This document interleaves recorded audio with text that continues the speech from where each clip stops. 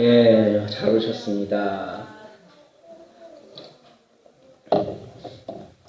봄이 되니까 제가 이렇게 코가 간질간질하네요. 꽃가루 알레르기가 좀 생긴 것 같아요. 예.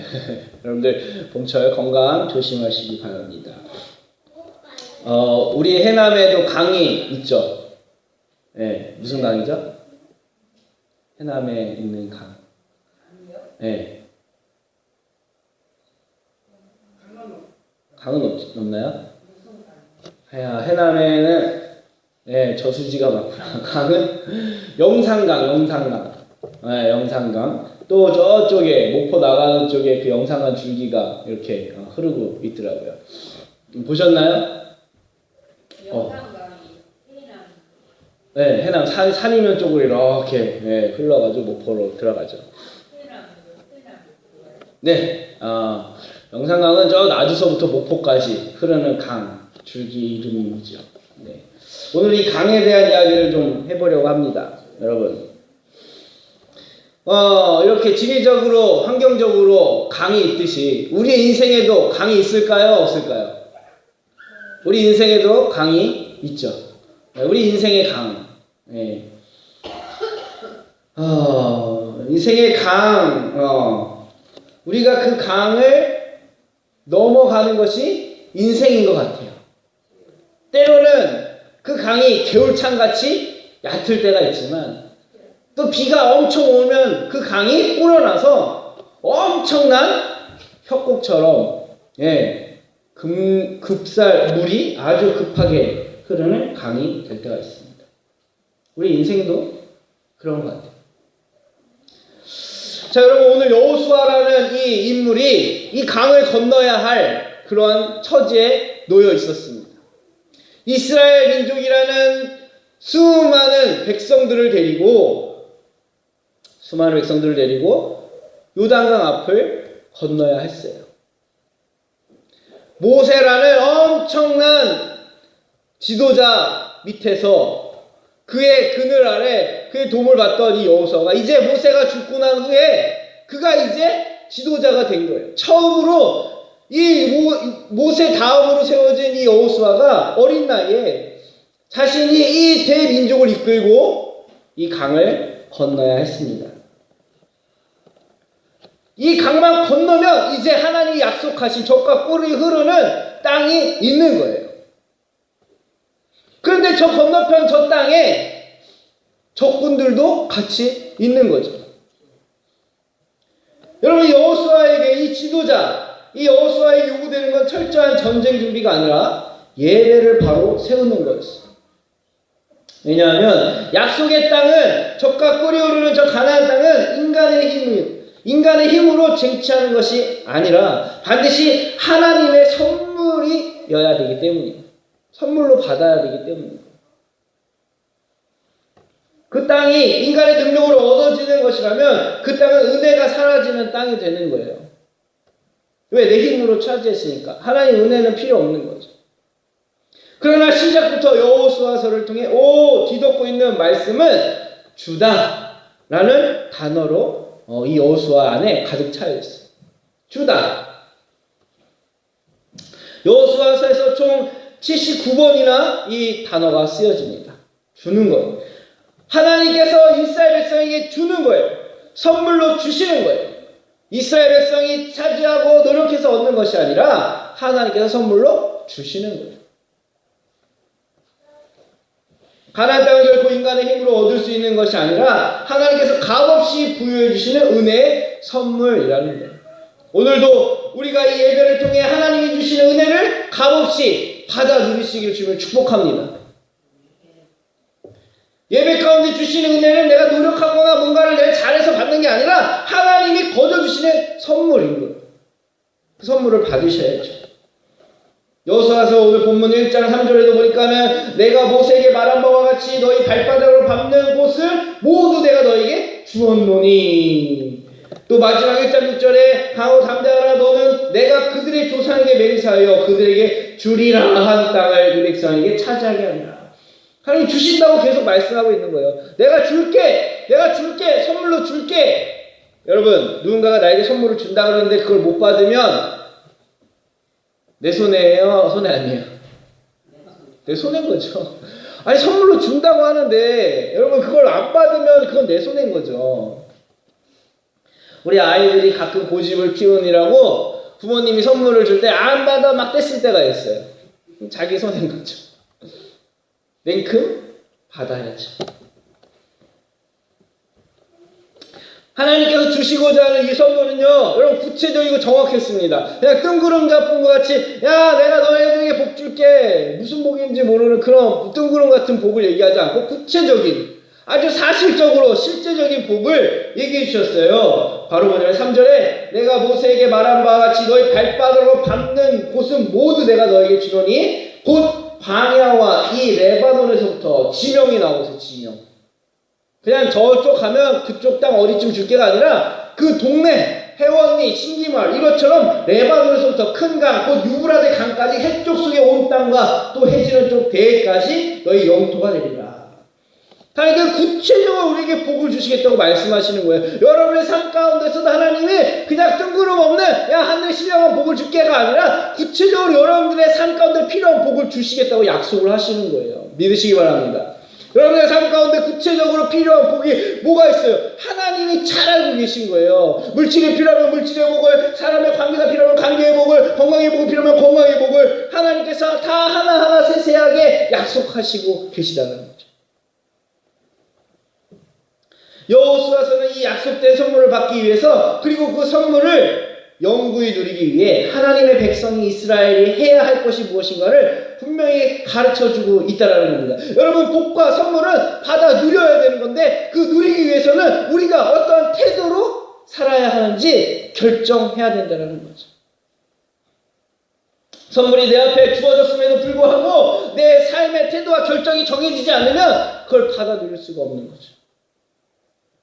이 여호수아서는 그 복과 그 선물을 받아 누릴 때 그 백성들은 어떻게 살아야 할 것인가 그 태도를 이야기하고 있다는 겁니다.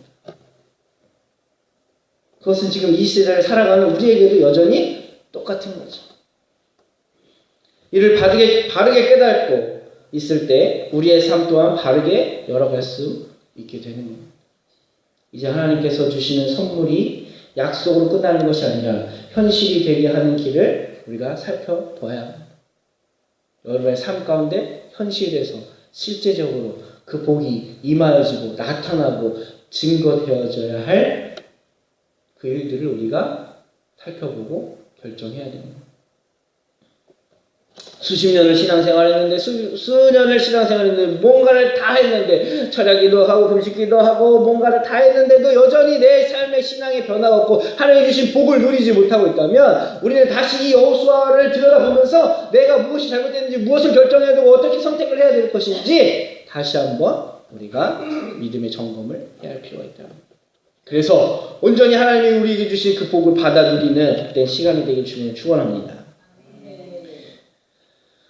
오늘 본문 말씀에 보니까 하나님께서 여호수아에게 다음과 같이 말씀하십니다. 뭐라 말씀하시냐? 2절 말씀에 내 종 모세가 죽었으니 이제 너는 이 모든 백성과 더불어 일어나 이 요단을 건너 내가 그들에게 곧 이스라엘 자손에게 주는 그 땅으로 가라.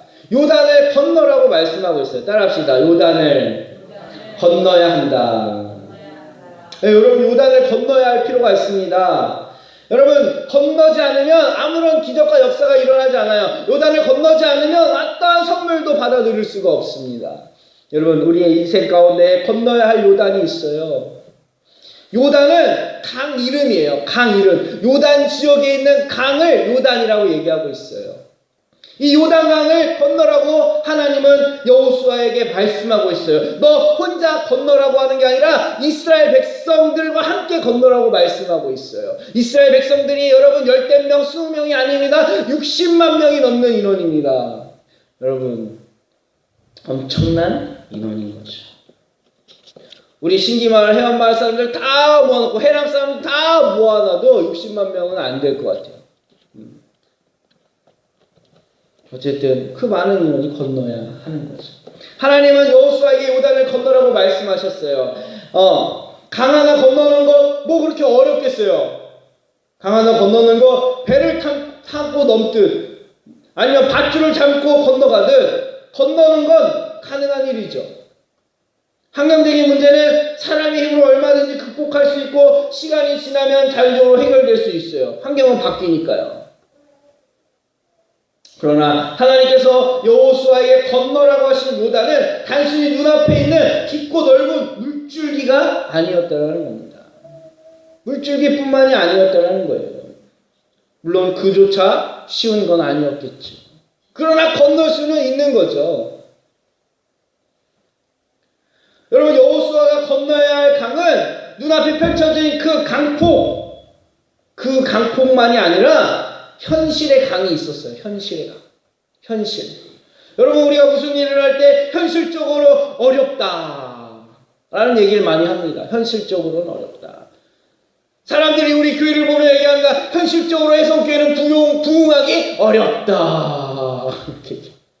현실적으로 해성교회가 커지기에는 어렵다. 현실적으로. 맞는 말이에요. 현실적으로는. 그죠? 네, 저도 부정하지는 않습니다. 현실적으로 우리 해성교회가 사람이 많아져가지고 부쩍부쩍 되는 건 어려울 수 있어요. 네, 현실적으로. 여호수아에게도 이와 같이 현실적인 문제가 있었다라는 거예요. 현실의 강이 있었다라는 거예요. 이스라엘 백성이 요단강 앞에 섰을 때 우리나라와 같이 장마 기간이었어요. 장마. 여러분, 졸졸졸 시냇물, 제가 해성교회 부임하고 깜짝 놀랐던 거는 요 앞에 우리 수로에 물이 평상시에는 쫄쫄쫄쫄 찔찔찔 흐르다가 비 한 번 오면 꿀꿀꿀꿀꿀 흐르더라고요. 얼마나 비가 많이 오든지 그냥 차고 넘쳐요. 그냥. 네, 물량이 엄청나게 늘어나는 거죠. 여러분, 이 장마 기간에 그렇게 물이 엄청 불어나는 거예요. 여러분, 신문이나 뉴스에서 보셨죠? 산기슭에 놀러 갔다가 갑자기 비가 와가지고 고립돼가지고 비행기로 헬리콥터로 소방대원들이 구조하는 장면들. 여러분, 이 여호수아가 요단강을 건널 시기가 바로 그 같은 장마 기간이었어요. 요단강은 평상시에는요 그냥 졸졸졸 흐르는 시냇물과 같아요. 그렇게 물이 많지가 않아요. 그런데 이 요단강을 건너야 할 이때, 하나님이 말씀하신 이때, 여호수아야 너는 이 백성을 데리고 요단강을 건너라 라고 명령하신 이때는요 장마 기간이었어요. 요단강이 물이 불어나서 얼마나 불어났는지 차고 넘쳐서 그 동네를 다 덮는 거예요. 홍수가 날 정도로 덮고 있는 거예요. 해마다 항상 요때는 그렇게 홍수가 난다는 거예요. 물살도 세지고 엄청 어려운 시기가 된 거죠. 장마 기간에 바다같이 물들이 차고 넘쳐 사방으로 대지를 적시게 돼요. 이때는 물 근처에 있는 것을 모두 쓸려가거나 빠져 죽게 되죠. 문제는 이처럼 범람한 강을 수만 명의 이스라엘 민족이 함께 건너야 하는 거였어요. 여러분, 나 혼자 건너는 건 그냥 위험을 감수하고 건널 수 있겠어요. 그러나 여러분, 내 하나 건너는 게 아니라 수십만 명의 백성을 이끌고 건너려고 할 때 여러분 얼마나 두렵겠어요. 나 혼자 위험에 빠지는 것은 충분히 감당할 수 있지만 나의 선택으로 수많은 사람들이 위험에 빠지게 된다면 얼마나 고통스럽겠어요.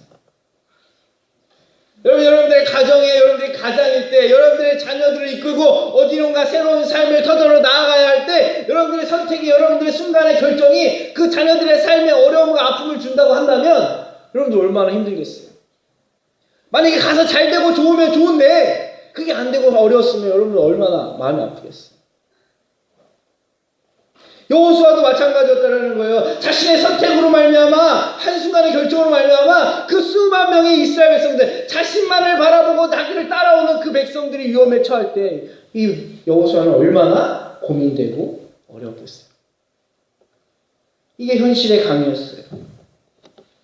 여러분, 지도자 이 여호수아, 지도자의 어깨가 무겁고 힘든 이유가 바로 이런 거예요. 지도자 한 사람의 결정이 온 민족의 생명에 걸린 거예요. 그 부담감은 숨쉬기 힘들 정도로 힘들 겁니다. 아마 이번 남북 정상회담 때 아마 적지 않은 부담감을 우리 대통령과 그 김정은이 아마 느꼈을 것 같아요. 그죠? 대단한 그 대통령의 위치처럼 엄청난 위치가 아니더라 할지라도 가족의 가장이나 동네 어떤 지도자나 아니면 불악의 어른이거나 뭔가 지도자로서 결정해야 할 위치에 있는 그 누구라면 이 동일한 부담감과 압박감으로 힘들 거예요. 여러분들도 여러분들의 가정에 뭔가 결정을 해야 할 위치에 있기 때문에 여러분들도 그런 지도자의 위치에 있는 거예요. 결정을 해야 해요. 우리도 여호수아처럼 현실의 장벽에 가로막혀 주저앉아 버릴 때가 있을 수 있습니다. 가정에서 중대한 일을 결정해야 할 때 엄청난 손해가 날 수 있는 상황에서 결정해야 할 때 현실의 장벽은 참으로 힘들게 해요. 바로 지금 여호수아가 건너야 할 현실은 현실의 강은 이처럼 압박과 부담감으로 무겁게 짓누르는 겁니다. 우리 성교회가 현실적으로는 부흥하기 어렵고 위치적으로는 불편하고 어려울지라도 이 현실 앞에 제가 기도할 때 여러분 마음 편하게 룰루랄라 상관없어 괜찮아가 아니라 부담을 갖고 저도 기도하게 된다는 거죠. 또 여러분 여호수아가 건너야 할 강은 현실의 강 말고 또 하나의 강이 있는데 바로 두려움의 강이었어요. 두려움의 강.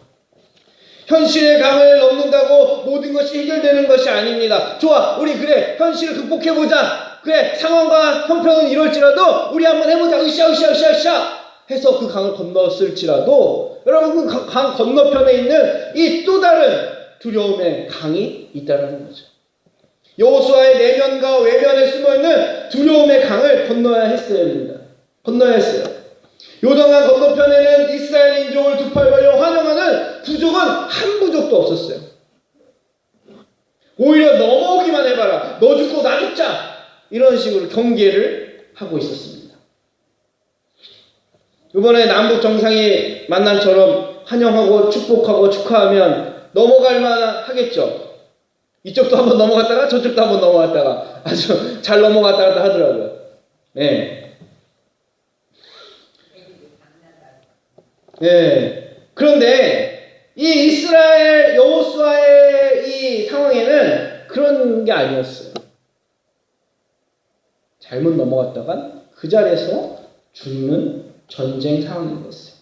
이런 상황 속에서 사람들 앞에 내색하지 않았지만 여호수아의 마음은 잔뜩 겁을 먹고 약해져 있었다는 거죠. 왜 안 그러겠어요, 여러분? 여호수아는 이제 막 모세가 죽고 난 다음에 지도자로 막 세워진 사람이에요. 그 수백만의 민족을 한 번도 인도해 본 적이 없는 사람이에요. 얼마나 두려움이 컸겠어요. 또 그 말 잘 듣는 이스라엘 민족이 아니에요. 늘 불평하고 원망했던 이스라엘 민족이었어요. 또 그들이 가는 길이 평탄한 길이 아니에요. 저 강 건너편엔 적군들이 수시로 자신들을 공격하려는 적군들이 사방으로 둘러싸여 있는 상황인 거예요. 그러니 왜 안 두렵겠어요? 얼마나 힘들겠어요. 그런데 내색하지 않았어요. 내색할 수 없었어요. 여러분 김정은도 북에서 넘어올 때 처음에 무척 긴장한 모습이었어요. 경계선 하나 넘는 것도 전 세계가 긴장하며 가슴 졸이며 지켜보는데 요단강을 건너야 하는 여호수아의 상황은 최악이었던 겁니다. 물론 우리의 삶에 놓여있는 두려움의 강을 말하자면 그것 또한 끝도 없을 것이죠. 살다 보면 미래의 두려움, 가난의 두려움, 질병의 두려움, 죽음의 두려움 이 강을 넘게 되면 겪게 될 또 무서움의 걱정들 때문에 밤잠을 설칠 때가 한두 번이 아니죠. 여호수아도 이와 같이 넘어야 할 두려움의 강 앞에 겁먹고 나약해져 있었다는 거죠. 그런데 여러분, 하나님은요, 그렇게 나약하고 두렵고 부족한 사람을 지도자로 세워주시고 그 사람을 그 일을 감당할 수 있도록 도와주시는 분이신 줄 믿으시기 바랍니다. 현실적으로 해성교회에 이렇게 연약하고 부족하지만 거기에 더 부족하고 연약한 목사를 왕위선을 보내주셨지만 하나님 우리 해성교회를 망하게 하시려고 저를 보내신 게 아니라는 거예요. 여러분들 보기에는 물론 제가 부족해 보이고 연약하게 보이고 마음에 안 드는 여러 가지도 있겠지만 하나님은 그러한 사람을 내버려 두지 않으신다는 거죠. 우리의 손교회를 내버려 두지 않으신다는 거죠. 그 강을 건너려는 사람을 하나님은 가만두지 않으시는 거예요. 요단의 강을 건너라 라고 말씀하신 그 하나님의 말씀에 순종해서 그 강을 건너려고 하는 그 사람의 그 복잡한 심정과 상황과 형편을 하나님은 내버려 두지 않으신다는 거예요. 먼저는 요단을 건너려고 하는 그 자에게 하나님의 위로와 격려가 있다는 겁니다. 하나님의 위로와 격려. 여러분, 하나님의 위로는 세상의 어떤 위로와 비교할 수 없는 능력이 있습니다. 여러분들이 뭔가 문제가 있고 어려움이 있을 때 친한 친구나 누가 와가지고 위로해 주잖아요. 큰 마음의 위안을 얻죠. 근데 그 친구 돌아가고 한참 있으면 또 마음에 어려움이 찾아와요. 그런데 여러분, 하나님이 우리에게 주시는 위로는요, 영원한 거예요. 또 마음의 평안이 우리의 삶에 온전히 자리 잡게 되는 거예요. 여러분, 5절 말씀 이렇게 기록합니다. 내 평생에 너를 능히 대적할 자가 없으리니. 하나님이 위로하시네요. 하나님이 지금 여호수아, 그렇게 두렵고 떨고 있는 여호수아에게 뭐라고 위로하시는지 들어보세요. 내 평생에 너를 능히 대적할 자가 없으리니 내가 모세와 함께 있었던 것 같이 너와 함께 있을 것임이라. 내가 너를 떠나지 아니하며 버리지 아니하리라. 아멘. 여러분, 아무리 나를 좋아하고 나를 위로하고 나를 축복하는 사람이 있을지라도 평생 나를 떠나지 않고 버리지 아니할 사람은 아무도 없다라는 겁니다. 물론 우리가 살아가는 동안 우리를 보호하고 우리를 지지하고 우리를 격려하고 하는 부모님은 계시지만 부모님도 나이가 들면 세월에 따라 하나님의 부르심을 받게 되는 거예요. 그런데 우리 하나님은요, 영원부터 영원까지 우리와 함께 하시는 분이시기 때문에 우리를 버리지 아니하신다는 이 말씀은 사실입니다.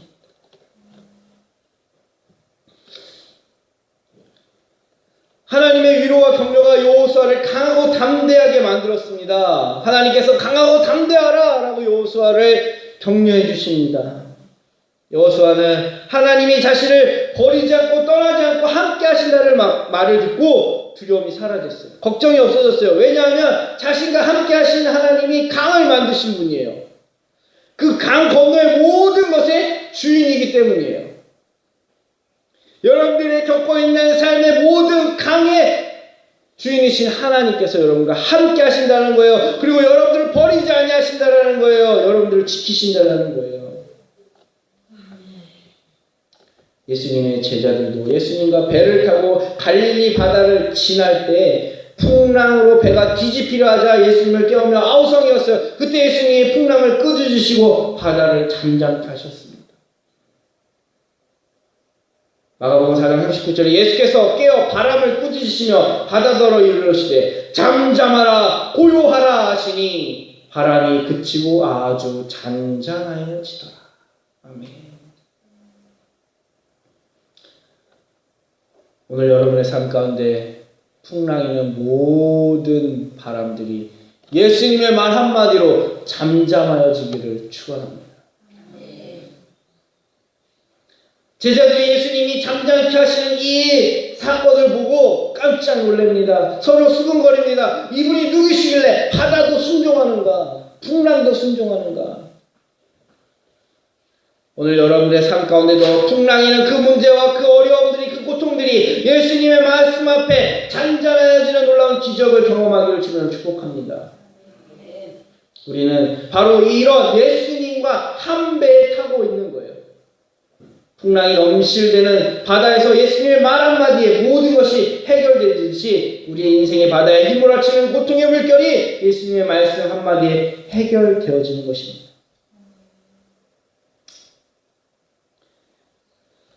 뿐만 아니라 요단을 건너려는 자는 오직 하나님을 신뢰해야만 건널 수 있습니다.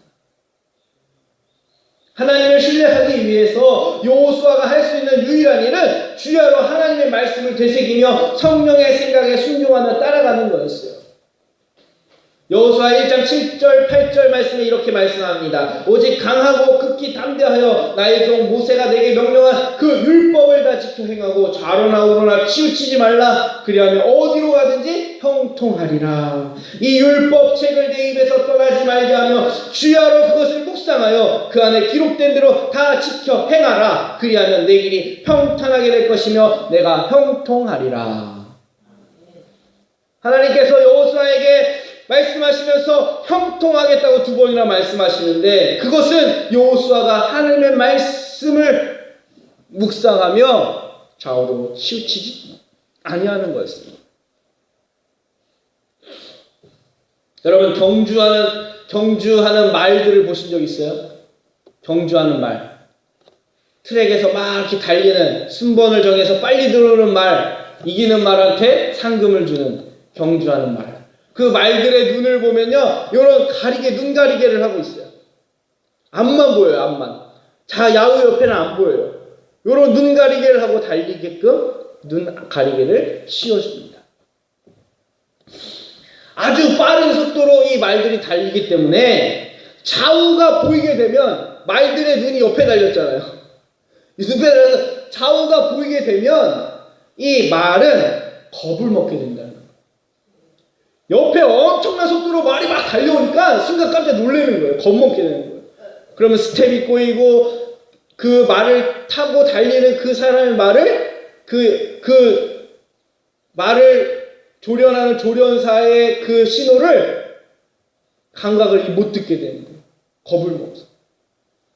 자칫 잘못하면 트랙에서 이탈하거나 다른 말과 부딪혀서 크게 다치거나 죽게 되는 거예요. 여러분, 우리가 좌로나 우로나 치우치지 않기 위해서는 우리에게도 눈 가리개가 필요한 거예요. 그것이 바로 하나님의 말씀인 줄 믿으시기 바랍니다. 하나님의 말씀으로 우리가 눈 가리개를 만들 때 사탄은 우리를 좌우에서 현혹시키거나 겁을 줄 수가 없게 되는 거예요. 늘 사단은 우리의 양옆에서 우리를 유혹합니다. 현혹시킵니다. 또한 우리의 이성이, 우리의 생각이 하나님의 말씀을 제한하고 판단하게 됩니다. 이렇게 되면 강 앞에서 모두 멈춰버리게 되는 거예요. 두려워지는 거예요. 강의 현실을 보게 되고, 두려움을 보게 되고, 강 건너편에 엄청난 것들을 보게 되고, 그러면 모두 강 앞에 빠져버리게 되는 거예요. 여러분, 베드로도 처음에는 예수님만 보고 물 위를 걸었어요. 그런데 한눈을 팔다가 물에 빠졌습니다. 마태복음 14장 이렇게 말합니다. 베드로가 대답하여 이르되 주여, 만일 주시거든 나를 명하사 물 위로 걸어오게 하소서. 물 위로 오라 하소서. 오라 하시니 베드로가 배에서 내려 물 위로 걸어서 예수님께 가되, 바람을 보고, 베드로는 처음은 예수님을 보고 걸어 나갔습니다. 바다를 걷고 있어요. 물 위를 걸은 최초의 사람이 바로 베드로였어요. 그런데 걷다가 무엇을 봤어요? 좌우를 보고 바람을 보고 말았어요. 바람을 보고 무서워 빠져가는지라 소리질러 이르되 주여 나를 구원하소서 하니, 예수께서 즉시 손을 내밀어 그를 붙잡으시며 이르시되 믿음이 작은 자여 왜 의심하느냐 하시고 배에 함께 오르매 바람이 그치는지라. 배에 있는 사람들이 예수께 절하며 이르되 진실로 하나님의 아들이로소이다. 여러분, 좌우로 한눈 팔 수밖에 없는 우리 인생입니다. 우리의 연약함입니다. 그 연약함을 지키시고 도우실 유일한 힘이 하나님의 말씀이라는 거예요. 그 말씀을 주야로 묵상할 때, 그리고 성령께서 우리의 마음 가운데 그 말씀을 통하여 요청하실 때 그 말씀을 따라가면 우리는 안전하게 그 물 위를 걸어 하나님이 약속하신 축복의 땅으로 들어가게 되는 것입니다. 그 선물을 받아 누리게 되는 겁니다. 하나님의 말씀을 묵상할 때, 성령의 음성을 따라 걸어갈 때 어떤 풍랑도 우리를 위협하지 못해요. 어떤 두려움도 우리를 막을 수가 없습니다. 어떤 고통도 고난도 우리와 함께 하신 하나님과 떨어뜨릴 수가 없어요. 결국 우리는 하나님께서 주시는 선물을 받아 누리게 되며 살게 될 것입니다. 우리 혜성교회 성도님들도 담대히 이 현실과 두려움의 요단강을 건너 하나님이 약속하신 놀라운 축복을 받아 누리시기를 우리 예수님의 이름으로 축원합니다. 아멘.